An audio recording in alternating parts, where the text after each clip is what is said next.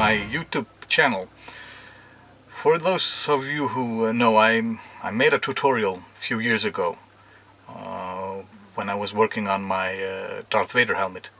I kind of went into specifics about sanding and painting, because the reason why I did it was when I was making the helmet I found there was a lack of information online.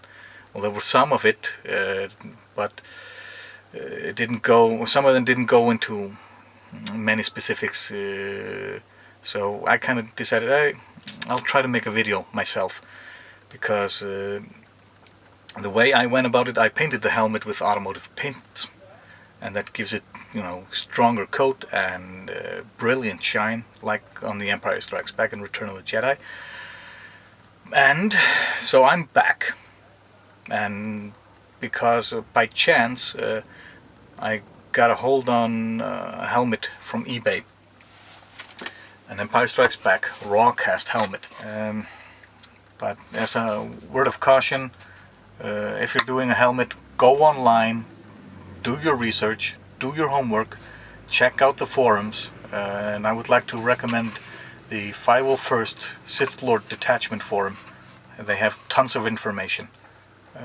Just ask a question and they'll help you, just so you don't get burned. Anywho, this is the raw cast, the face. It's from shipping. There seems to be no cracks. Seems to be in pretty good order. Rigid, kind of strong, but I wouldn't stand on it. I'm gonna try to be in focus. So what I'm gonna have to do with this helmet is I'm gonna have to put another primer on it. It's gonna have to be sanded down, and I see some imperfections here, but you have to know the original helmet, it wasn't 100% perfect, but there's a little imperfection here that doesn't sit quite well with me, because there's a slight chance it's gonna show through when I have finished painting it. So it's better to have it as smooth as you can, because all imperfections there's a chance it's going to be multiply. You're going to see it way better when you have the paint on it. Also, there are some cracks here in the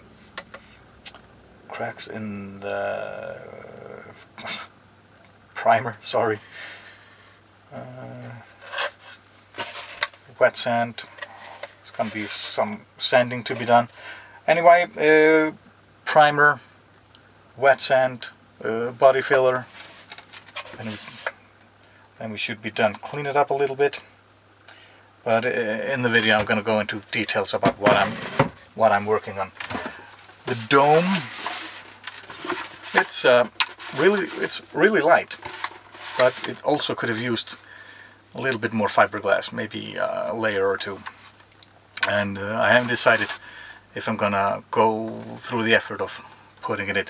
It's not a big job. I'm pretty familiar with fiberglass, but I noticed a little crack here on the ridge here, and there seems to be some cracking in the gel coat. I don't know if it goes into the fiberglass itself, but at least there are some cracks in the gel coat. So I'm gonna have to clean that up and fill it with body filler. Prime it, sand it down. There are little bits of leftover gel coat, leftover fiberglass and stuff that needs to be sanded down. I'm seeing also a break in the gel coat here. Nothing to worry about, but prime it, sand it, wet sand, get it smooth, and we're going to be ready for painting. I'm going to be, like I said, I'm going to be using automotive paints. got a little splinter from the fiberglass. I'm going to be using automotive paints. That's usually 3 parts.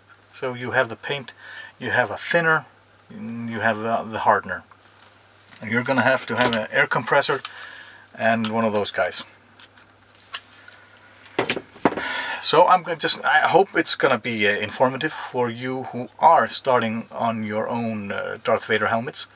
It's a bit of a process kind of getting into the automotive paints, but the results are great. It doesn't, you can have a little small compressor, but you have to be sure it's going to be up to the task. The spray guns, they're not that expensive. And also, one thing about using automotive paints is if you get a scuff, you bump your helmet into something, it doesn't scratch, but you get a tiny scratch. You can always use a fine polishing compound, and it does great. It restores the color, restores the sheen if it gets scuffs up. But I hope you enjoy it, and stay tuned.